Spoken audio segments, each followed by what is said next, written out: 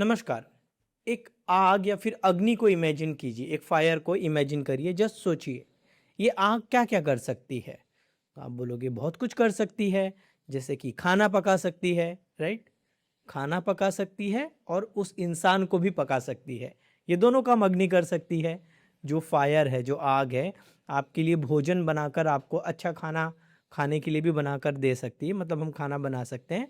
और यही आग एक व्यक्ति को जला के भस्म या फिर पूरा राख भी कर सकती है। ठीक, ये पावर है किसकी? आग की।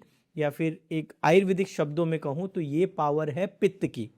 तो आज का वीडियो पित्त वालों के लिए, या आप में से ऐसे लोग जो पित्त की व्याधियों से परेशान हैं, पित्त के रोगों से, पित्त की डिजीजेस से परेशान हैं, उनके लिए।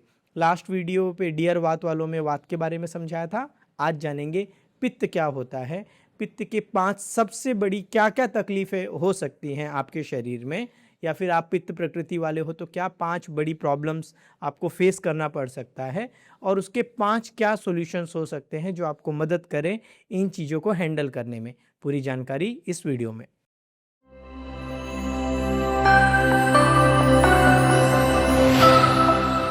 नमस्कार, स्वागत है आप सभी का मिश्र विद्या चैनल में। मेरा नाम है डॉक्टर अरुण मिश्रा और आज का टॉपिक है डियर पित्त वालों। अगर पित्त के बारे में मुझे बात करनी हो तो मैं सबसे पहले हमेशा बोलूँगा अग्नि के बारे में आप समझ के लीजिए। जैसे वात की बात करते हैं तो हम क्या बोलते हैं कि वायु ही भगवान है। आयुर्वेद में, आयुर्वेद का अगर आप चश्मा पहनेंगे या आयुर्वेद की नज़रों से आप जब पूरे वर्ल्ड को, पूरी दुनिया को देखेंगे तो आपको समझ में आएगा कि वात पित्त कफ में से केवल वात को ही भगवान बोला गया है, इतनी वो पावरफुल है। तो वात को जब भी समझना है आपको, तो आपको वायु को समझना होगा। ऐसे ही अगर आपको पित्त को समझना है, पित्त के व्यक्ति को समझना है, पित्त के रोगों को समझना है, तो आपको अग्नि को समझना पड़ेगा। अग्नि क्या होती है? तो चरक चिकित्सा स्थान चैप्टर नंबर जो 15 है, उसमें अग्नि के बहुत सारे इंपॉर्टेंस बोले गए हैं कि अग्नि या फिर जो आग जो है हमारे शरीर में 13 अलग अलग टाइप की अग्नि बोली गई है। आपने एक शब्द सुना होगा जठर अग्नि, पेट की आग। 5 भूत अग्नि, आकाश वायु अग्नि जल पृथ्वी, इन सब की अग्नियाँ होती है। 7 धातु अग्नि, वो जो मतलब ये सब आगे आ जाती हैं डिटेल्स। तो अग्नि का इंपॉर्टेंस बताते हुए चरक जी चिकित्सा स्थान चैप्टर नंबर 15 में कहते हैं, आयु वर्ण बलम स्वास्थ्यम उत्साहोपचयो प्रभ, कि आपकी आयु, आपका बल, आपका वर्ण, आपका कॉम्प्लेक्शन और उत्साह आपका, और जो भी आपका मेटाबॉलिज्म है, ओज तेज, ये सब डिसाइड आपकी अग्नि करती है। और एक बहुत ही फेमस आयुर्वेद का, इसी आगे जब श्लोक को कंटिन्यू करते हैं तो बीच में एक वर्ड आता है शांतौ अग्नि म्रियते, कि अग्नि अगर खत्म हुई तो व्यक्ति खत्म हो गया। ठीक, ये इंपॉर्टेंस है या ये महत्व है अग्नि का। तो जैसे अग्नि क्या करती है, तो अग्नि जलाने का काम करती है ना, दाह का काम करती है। तो जब भी आप पित्त प्रकृति के होंगे या पित्त के आपको रोग या फिर डिसऑर्डर हो जाएंगे, तो आपको सबसे बड़ी तकलीफ देखने मिलेगी जलन। केवल शरीर की जलन नहीं, मन की भी जलन, दिमाग की भी जलन। तो ऐसा व्यक्ति या ऐसे रोग जिसमें कोई व्यक्ति आके बोलता है कि मुझे जलन हो रही है, जलन कहाँ हो रही है, तो वो शरीर में कहीं भी हो सकती है। हाथ की जलन, आँखों की जलन, कान में जलन, मुंह में जलन, स्किन में जलन, सिर के यहाँ पे जलन, प्राइवेट पार्ट में जलन, घुटनों में जलन, पैर के तलवों में जलन। तो पित्त की जब भी आपके शरीर में तकलीफ होगी तो आपको सबसे पहला तकलीफ देखने मिलेगा वो है दाह। दाह मतलब जलन होना, या फिर शरीर में बर्निंग सेंसेशन, आग के जैसा, शरीर में किसी ने आग लगा दी है, ये फीलिंग जब जब आपको देखने मिले तो इसका मतलब है कि आपके शरीर में पित्त जो है वो डोमिनेटेड हो गया, या पित्त बढ़ गया है, या उसके रोग होने लग गए। और अगर आप पित्त प्रकृति के हैं, बाय नेचर, जन्म से अगर आपका वो नेचर है, तो आप हमेशा देखेंगे कि दाह, जलन होना, ये आपकी वन ऑफ द मोस्ट क्या बोलते हैं कंप्लेन, बार बार आप कंप्लेन करेंगे इसकी कि हमेशा ना मुझे कुछ भी थोड़ा सा तीखा खा लिया या कुछ भी गर्म एरिया में गया तो मुझे जलन होने लग जाती है। तो पहली पित्त बढ़ने पे या पित्त खराब होने पे जो सबसे कॉमन तकलीफ आपको देखने मिलेगी वो है जलन। अब वो जलन शरीर में कहीं भी हो सकती है, वो सीने की जलन हो सकती है, गले की जलन हो सकती है, पेट में जलन, यूरिन में जलन, मल मार्ग में जलन, कहीं पर भी पूरे शरीर में कहीं पर भी आपको जलन हो रही है, मतलब पित्त बढ़ गया है। सेकेंड चीज, जब आपके शरीर में पित्त बिगड़ेगा या पित्त खराब होगा तो वो है पाक। पाक अर्थात पकना। तो पकना मतलब शरीर की जो चीजें हैं वो जरूरत से ज्यादा पकने लगना। वो पकना मतलब पकने लग जाना, मतलब जैसे मुंह में छाले आना, तो वो क्या है, एक टाइप से मुख पाक उसको संस्कृत में बोलते हैं। जो भी आप पाक को अगर समझना हो तो अल्सर वर्ड आपके ब्रेन में रहेगा तो ज़्यादा आसानी होगी समझने में। कोई भी चीज़ का पक जाना, हम बोलते हैं ना ये घाव पक गया है या मुंह पक गया है, मतलब माउथ में अल्सर्स आ गए हैं, तो उसको संस्कृत में बोलते हैं मुखपाक। पेट के अंदर अल्सर हो गया है, पेप्टिक अल्सर हो गया है, डिओडिनल अल्सर्स हो गए हैं, अल्सरेटिव कोलाइटिस होने लग गया है। तो कोई भी चीज़ का शरीर में बार बार पकने लगना, आपने एक बहुत कॉमन चीज़ देखी होगी जो गांव के लोग बहुत बोलते हैं कि इसको कोई भी चोट लग जाए ना, जब तक पकता नहीं है तब तक ठीक नहीं होता, या फिर पकनाहा शरीर है। आप थोड़ा नॉर्थ साइड में जाओगे, यूपी साइड में, तो किसी को भी अगर घाव लग जाए और वहाँ पे पस का फॉर्मेशन हो, जिसको कि मवाद पीप ऐसे करके भी बोलते हैं लोग, तो उसको एक कॉमन शब्द लोग बोलेंगे कि पकनाहा शरीर है, कि इसका शरीर बार बार पक जाता है। तो अगर आपके शरीर में जब भी पित्त बढ़ेगा या पित्त वाले व्यक्ति होंगे तो ये एक कॉमन समस्या आप देखने मिलेंगे कि बार बार अल्सरेशन की तकलीफ होना। सो अल्सरेशंस कहाँ हो सकते हैं, मुंह में हो सकता है, पेट में हो सकता है, इंटेस्टाइन्स में हो सकते हैं, आपका जो प्राइवेट पार्ट का एरिया है वहाँ पे पाक हो सकता है, जो पेट जहाँ से साफ होता है गुदमार्ग का वहाँ पे आपको अल्सरेशंस हो सकते हैं, या कोई भी चीज़ पक के पीले कलर की हरे कलर की हो सकती है। तो कभी भी कोई भी चीज़ का पकना, पकने के कारण सड़ना, जो जो भी दुर्गंध वाली आपको बीमारियां हैं वो हमेशा पित्त में देखने मिलेंगी। तो कई बार आप देखते हो ना, जैसे डायबिटिक पेशेंट है, उसको घाव हो गया, उसको अल्सर हो गया, तो उसमें से बहुत ज़्यादा दुर्गंध आना, बहुत ज़्यादा बदबू आने लगना। या कोई व्यक्ति है जिसको बहुत ज़्यादा गर्मी लग के पसीना आता है और पसीने से बहुत ज़्यादा स्मेल आना, दुर्गंध आना। कई लोग ऐसे कर लेते हैं यार कि कुछ डिओ मार, कुछ इत्र लगा, क्या बसा रहा है, क्या बदबू मार रहा है। तो ये जो दुर्गंध होना है या कोई भी चीज़ का पक जाना है, अल्सर्स का फॉर्मेशंस हो जाना है, ये कब होगा, जब भी आपके शरीर में पित्त बिगड़ेगा। थर्ड, जो पित्त खराब होने पे आपको चीज़ें आपके शरीर में ज़्यादातर देखने मिल सकती हैं, वो है खून के रोग होना, खून का खराब होना और खून खराब होने के कारण होने वाले रोग होना। एग्जाम्पल, ब्लीडिंग डिसऑर्डर्स, नाक से खून आने लग गया, मुंह से खून आने लग गया, गुदा मार्ग, लैट्रिन का जो जगह जहाँ से पेट साफ होता है वहाँ से खून आने लग गया, यूरिन से खून आने लग गया। कोई महिला है, कोई लड़की है, फीमेल है, तो उनको पीरियड्स में बहुत ज़्यादा फ्लो होने लग गया या बहुत ज़्यादा ब्लीड होने लग गया, किसी को ब्लीडिंग पाइल्स होने लग गया। तो ऐसे लोग, या किसी को इंटरनल ब्लीडिंग होने लग गई, ब्रेन हेमरेज होने लग गया। तो जितने भी हेमोरेजिक डिसऑर्डर सुनते हो या ब्लीडिंग रिलेटेड आप डिसऑर्डर्स सुनते हो, जिसमें भी शरीर में से कहीं से खून निकलना चालू हो जाता है, वो कहीं से भी निकल सकता है, आँख से, कान से, मुंह से, या फिर प्राइवेट पार्ट के एरिया से, कहीं से भी। जब जब आपको ब्लीड होने लग जाएगा, वो मतलब है कि शरीर में पित्त बिगड़ना चालू हुआ है। तो पित्त के रोगों में पित्त और रक्त एक साथ ऑलमोस्ट चलते हैं। आश्रय आश्रय भाव ऐसे करके एक संस्कृत शब्द है। तो पित्त के जब जब रोग होंगे, ब्लड के रोग आपको मोस्टली कॉमन देखने मिलेगा। उसमें जैसे कि स्किन के डिसऑर्डर्स होना, जैसे आप लाल भड़क पूरा चकत्ता देखते हैं ना, लाल लाल, या फिर कोई लोग बोलते हैं कि मेरी स्किन बहुत जल रही है, बहुत खुजली हो रही है। तो जलन भी बहुत ज़्यादा हो रहा है और बहुत ज़्यादा खुजली भी हो रहा है, और खुजाने के बाद वो एरिया सड़ने लग गया है। तो ये सारी जो चीज़ें हैं वो कब देखने मिलेंगी, पित्त के कारण। चौथी चीज जो आपको पित्त खराब होने पर देखने मिलेगी, वो 3 से 4 कलर हैं। अगर आपके शरीर में कोई भी चीज नेचुरल कलर को छोड़ के हरे कलर की होने लग गई है, पीले कलर की होने लग गई है, लाल कलर की होने लग गई है, तो इसका मतलब है कि आपके शरीर में पित्त बिगड़ने लग गया है। अब बोलोगे ये कैसे होता है?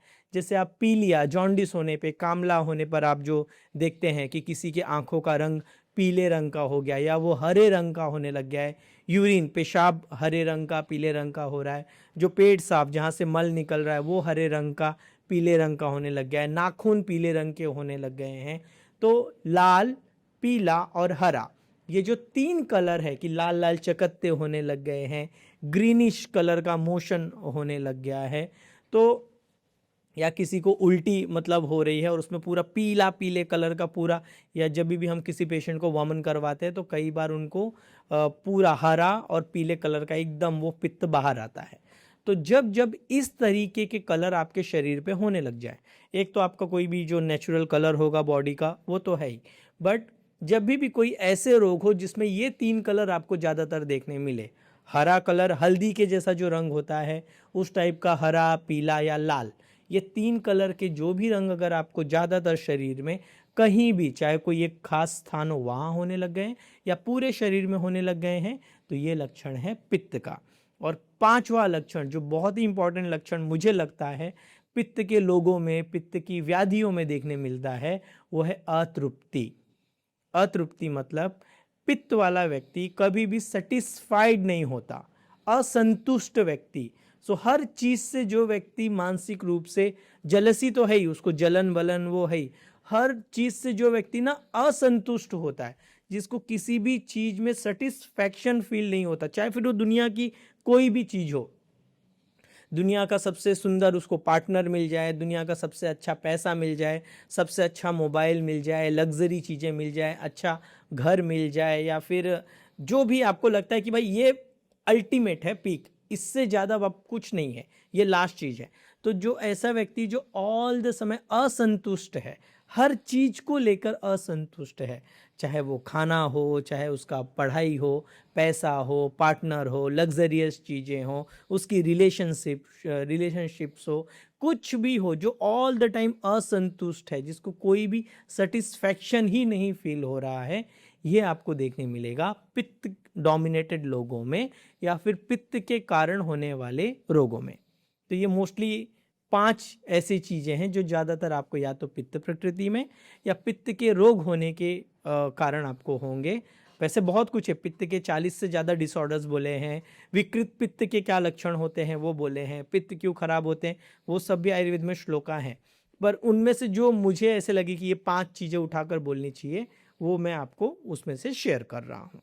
अब अगर कभी भी आपको पित्त के रोग हो जाएं, या आप पित्त प्रकृति के हो, या आपको ऐसे लगता है कि हाँ भाई ये सारी चीज़ें मेरे लाइफ में मुझे ज़्यादातर देखने मिलती है, तो उसके लिए आयुर्वेद के जितने भी महर्षि हुए, जिन्होंने मतलब लाखों करोड़ों हजारों जो भी वर्ड बोले, लोगों को देखा, उनकी चिकित्सा की, और उसके बाद जो भी उन्होंने सूत्र लिखे कि भाई ये लाइन ऑफ ट्रीटमेंट होना चाहिए, तो उसमें से 5 चीज़ें बोलता हूँ।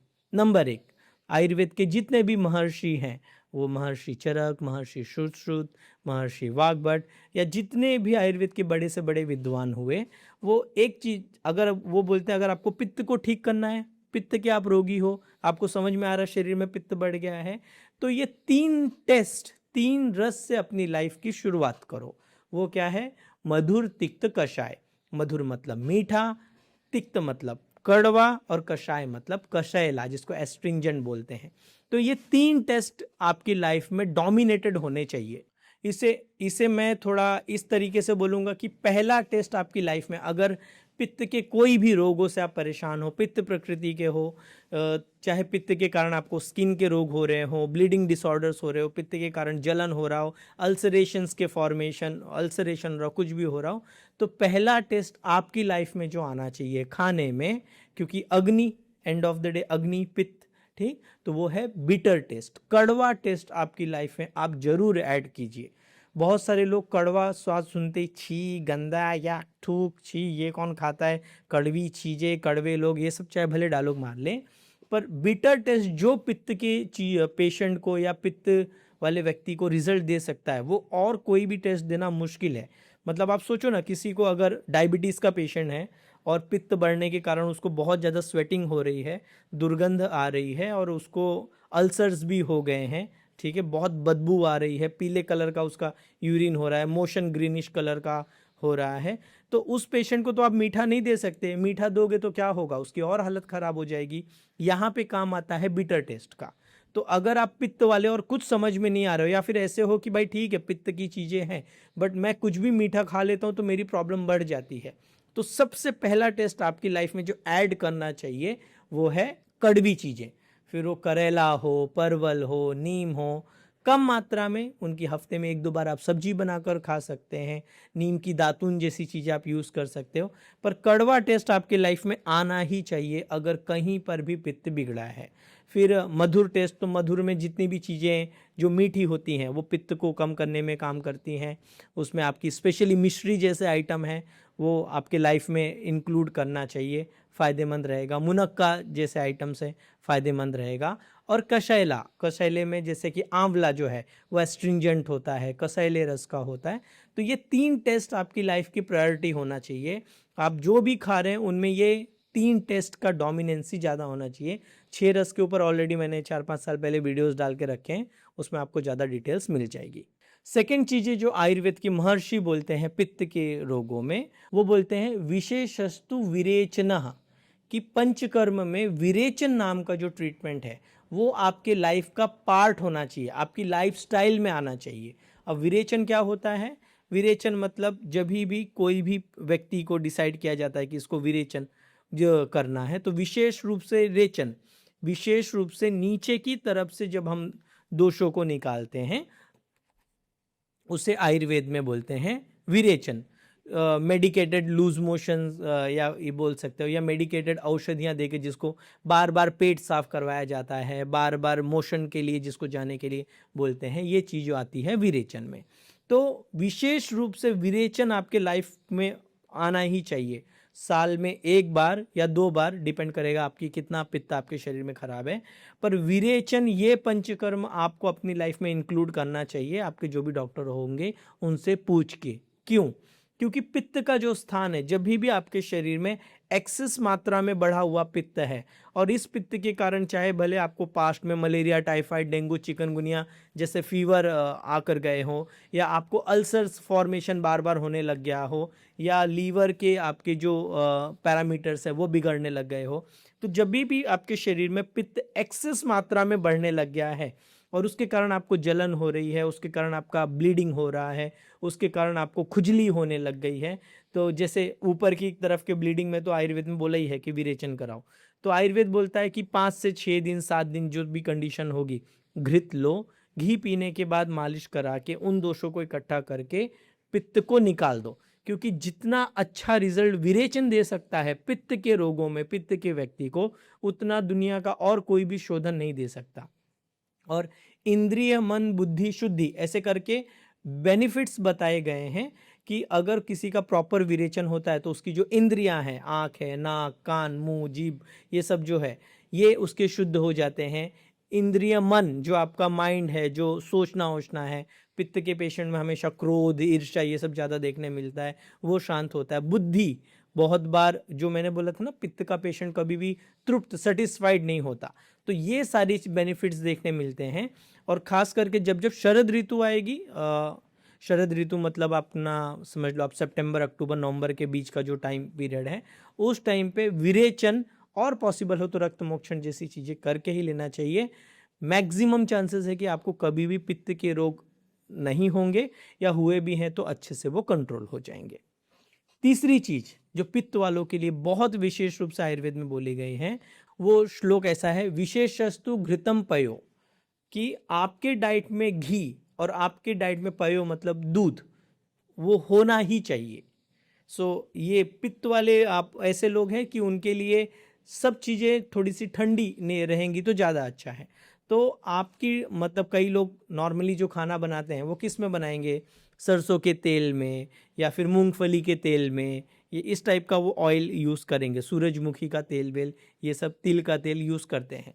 पर अगर आपको समझ में आ गया कि भाई मेरी बीमारियां पित्त की हैं, मेरा नेचर पित्त का है, तो इसमें कभी भी गरम तेल आपके लिए तकलीफदायक होगा, आपको और बीमार करने का काम करेगा। या आपको ऑलरेडी यहाँ पे अल्सर हुआ है और उसमें आप सरसों का तेल खाएंगे, या समझो कि आपकी स्किन में ऑलरेडी खुजली होकर लाल लाल चकत्ते हो रहे हैं, ब्लीडिंग हो रहा है, कोई महिला है उसको पीरियड आ रहा है और बहुत ज़्यादा उसको हैवी फ्लो होता है, और ऐसे में वो सब ट्रीटमेंट करा ले बट सरसों का तेल, तिल का तेल, ऐसे गर्म आइटम खाते जाए, क्या होगा? वो और बीमार होते जाएगी। तो पित्त का अगर आप व्यक्ति हो तो घृत जितना अच्छा आपको काम करके देगा उतना कोई भी तेल आपके लिए फायदेमंद नहीं होगा। आपकी लाइफ में अगर आपकी अग्नि अच्छी है तो फिर कोई भी घी, वो भैंस का घी हो, बकरी का घी हो, देसी गाय का घी हो, A2 घी जिसको बोलते हैं, पर वो घी आपके लाइफ में होना चाहिए। घी का one of the main benefits क्या है? शस्तम धी स्मृति मेधा, कि वो केवल शरीर के ही पित्त को नहीं, यहाँ का जो बिगड़ा हुआ अति क्रोध है, बहुत ज़्यादा ईर्ष्या है, बहुत ज़्यादा जलन है, उन सब को भी शांत करेगा। और ब्रेन, पित्त वालों के साथ क्या होता है कि ब्रेन से वो, जैसे मैंने बोला था ना कि वो असंतुष्ट लोग होते हैं। पित्त का व्यक्ति कभी भी आपको सेटिस्फाइड नहीं मिलेगा, वो हमेशा कुछ ना कुछ उसको लगेगा यार बाकी है, कुछ तो कमी है। तो ये जो फीलिंग है ऑल द टाइम अतृप्ति की, इसको तृप्त करने का काम कौन करेगा? घी। सो घी आपकी लाइफ में होना ही चाहिए। और दूध, आपको दूध हजम होता है, इससे पित्त की अग्नि अच्छी होती है। तो पित्त जब आपका बढ़ा रहेगा, एक कॉमन समस्या देखने मिलेगी, अल्प निद्रा, नींद आती ही नहीं है ठीक से। सोते हैं, ऐसे नहीं कि बिल्कुल नहीं सो रहे, अगर पूरी नींद खत्म हो गई, बिल्कुल भी नहीं सो रहे, तो वो बात का पेशेंट है। बट ऐसा है कि नॉर्मली मैं 7 घंटे सोता था, आजकल केवल 3 घंटे ही सो पा रहा हूँ, नींद ही नहीं आ रही है। तो फिर इसमें आ जाता है दूध। विशेष रूप से अगर भैंस का दूध आपको हजम होता है तो घी और दूध ये आपके लाइफ का, आपके डाइट का पार्ट होना चाहिए। चाहे पैर की जलन में आप उसकी मालिश करें, दूध की खीर बनाकर खाओ, खाना घी का तड़का लगाकर खाओ, कुछ भी करो, पर ये 2 चीज़ें आपके डाइट में, लाइफस्टाइल में होनी चाहिए। चौथी चीज़ जो पित्त के रोगों में, पित्त प्रकृति वालों के लिए बहुत इंपॉर्टेंट वो होगी या उनको करना चाहिए, वो है सौम्या सर्वे भावा। सॉफ्ट हो जाओ, सौम्य हो जाओ, थोड़ा सा लाइफ में सॉफ्टनेस ले आने की प्रैक्टिस करो, या ऐसी चीज़ों के साथ रहो जो आपको सॉफ्ट बनने में मदद करती हैं। आप बोलोगे ये कौन सी फिलॉसफी चालू कर दी? देखियो, पित्त है क्या? पित्त का जब आप श्लोक पढ़ेंगे तो वो है पित्तम उष्णम तीक्ष्णम विश्रम आम्लम कटुकम च, ऐसे करके है। पित्त क्या है? वो उष्ण, गर्म है, और तीक्ष्ण है, शार्प है। ठीक, जब जब पित्त बढ़ेगा या कोई पित्त प्रकृति का व्यक्ति होगा ना, तो वो जब जब कुछ भी बोलेगा उसकी बातें चुभती है। उसको चाहे भले लग रहा हो कि मैं बहुत समझदारी की बात कर रहा हूँ, सामने वाले को एकदम क्लियर समझा दे रहा हूँ, अब तो वो सुधर ही जाएगा, उसको तो ये करना ही चाहिए तो ही उसकी ग्रोथ होगी, कितना ही वो ज्ञान दे दे, पर उसकी जो बातें होंगी ना वो तीक्ष्ण होंगी, चुभने वाली होंगी। या पित्त के जो भी रोग होंगे, जो आपको अल्सर्स मिलते हैं, जो बड़े बड़े कट्स मिलते हैं आपको, ठीक, फिशर्स मिलते हैं, वो पित्त के रोग हैं। तो इसलिए कहा गया है कि आपके अंदर ऑलरेडी एक्सट्रीम तीक्ष्णता है, एक्सट्रीम शार्पनेस है, इस शार्पनेस को थोड़ा सा सॉफ्ट करो। ये जो बहुत ज़्यादा आपने चक्कू को घस घस के एकदम तेज धार कर लिया है ना, उसकी धार को कम करो। तो सॉफ्ट होने की प्रैक्टिस करना वो पित्त के लिए बहुत इंपॉर्टेंट है। तो आप कहाँ सॉफ्ट हो सकते हैं? तो उसके आयुर्वेद में एग्जाम्पल उनके ट्रीटमेंट में ही लिखा है। तो उन्होंने बोला है कि ऐसे बच्चों के साथ खेलो जो तोतले होते हैं। अब जो तोतले होते हैं मतलब को, जैसे कि 1.5-2 साल का एक बच्चा या 8-10 महीने का एक बच्चा है, तो वो जब बोलते हैं आऊँ आई ऊँ ऐसे करके ही बोलते हैं, तो उस टाइम पे वो बच्चे के सामने तो आप ऐसे नहीं दिखा सकते ना, हाँ तोतला बोल रहा है चल तेरी, तो ये सब नहीं कर सकते। तो आपको उसकी वो तोतली बातें या वो जो भी आधा अधूरा टूटा हुआ शब्द बोल रहा है वो आवाज़ सुन के आपको खुशी होती है, आप मानसिक रूप से शांत होते हो। ऐसे कई लोग हैं, मुंबई में तो जो भी लोग रहते हैं उनको पता है कि 1.5 से 2 घंटा यहाँ आना, 1.5 से 2 घंटे वहाँ ट्रेन से जाना, इस बीच में वो जो रश है पूरा, सब लोग ट्रेन में ऐसे मतलब अकड़े हुए चिड़े हुए होते हैं। फिर वो घर जाते हैं और घर में एक 8 महीने का या 1-1.5 साल का अपना बच्चा देखते हैं, उसकी आवाज़ सुनते हैं और वो एकदम शांत हो जाते हैं। तो जो जो चीज़ें आपको लाइफ में सॉफ्ट होने में मदद करें, वो चाहे फिर आपका पार्टनर हो, आपकी शादी हुई है, आपके लवर, जो भी मतलब आपकी पर्सनल चीज़ें हैं, जो चीज़ें आपको सॉफ्ट होने में मदद करें, चाहे वो सॉफ्ट म्यूज़िक सुनना हो। अब कोई पित्त वाला व्यक्ति है और वो एकदम मतलब रैप सुन रहा है या फिर एकदम रॉक सुन रहा है, वो तकलीफ़ देगा, आप और चिढ़ोगे और भड़कोगे। जो ऐसे म्यूज़िक आपको शांत कर सके, आपको सॉफ्ट होने में जो मदद कर सके, आजकल की जो भाषा में बोलूँ तो, या जहाँ पे जाके आप थोड़ा सा रिलैक्स हो सको, आपके चाहे दोस्त हैं, कि आपको लगता है भाई यहाँ पे कोई मुझे जज नहीं करेगा, यहाँ पे मैं थोड़ा शांत हो सकता हूँ, वो जो पित्त की अकड़ है, एटीट्यूड है कि फोड़ डालेंगे काट डालेंगे, यहाँ पे मैं उसको ड्रॉप कर सकता हूँ। तो सौम्य भावों की, सौम्य चीज़ों की प्रैक्टिस करो, धीरे धीरे सॉफ्टनेस लाने वाली चीज़ों की। फिर वो चाहे आपके मतलब जानवर हो, जहाँ पे आप ज़्यादा सॉफ्ट फील करते हो। कई लोग मतलब गाय वाय के पास जाते हैं, हाथ घुमाते हैं और वो एकदम शांत हो जाते हैं। कुछ लोग डॉग्स पालते हैं, उनके साथ जब वो होते हैं तो वो बहुत ज़्यादा रिलैक्स हो जाते हैं। तो जितना आप सॉफ्ट होने की प्रैक्टिस करोगे, उतना पित्त आपका शांत और कंट्रोल में रहेगा। और पांचवी एडवाइस पित्त वालों के लिए, थोड़ा सा कूल डाउन हो जाओ या चिल हो जाओ। इसका मतलब क्या? कूल डाउन हो जाओ मतलब ऐसी चीज़ें जो बाय नेचर ठंडी हैं उनकी प्रैक्टिसेस ज़्यादा करो। जैसे कि कोई कफ वात का पेशेंट है तो हम बोलेंगे भाई सुबह जब सूरज उगता है तो सूर्य की धूप में थोड़ी देर बैठो, सूर्य की जो किरणें हैं, सनलाइट है, उसका एक्सपोजर लो। यही पित्त वाला है तो हम बोलेंगे भाई जब चंद्रमा होता है, मून होता है, फुल मून होता है या पूर्णिमा होती है तो उसकी लाइट में बैठो, थोड़ा 15 मिनट 20 मिनट आधा आधा घंटा जो भी है, चंद्रमा को देखो, चंद्रमा की लाइट। क्यों? क्योंकि वो ठंडक, पहला पित्त का मैंने लक्षण ही क्या बोला था? दाह, जलन। इस जलन का उल्टा क्या होगा? थोड़ी सी ठंडक पैदा करो। तो चंद्रमा को देखो, कमल के फूल जहाँ खिलते हैं, वो कमल के फूल अपने पास आप मतलब रख सकते हो, पूजा पाठ में यूज़ कर सकते हो। या जहाँ पे कमल कहीं अगर उगता होगा, मुंबई में तो इतना वो सब नहीं देखने मिलता, पर गांव साइड में उन जगहों पर जाओ।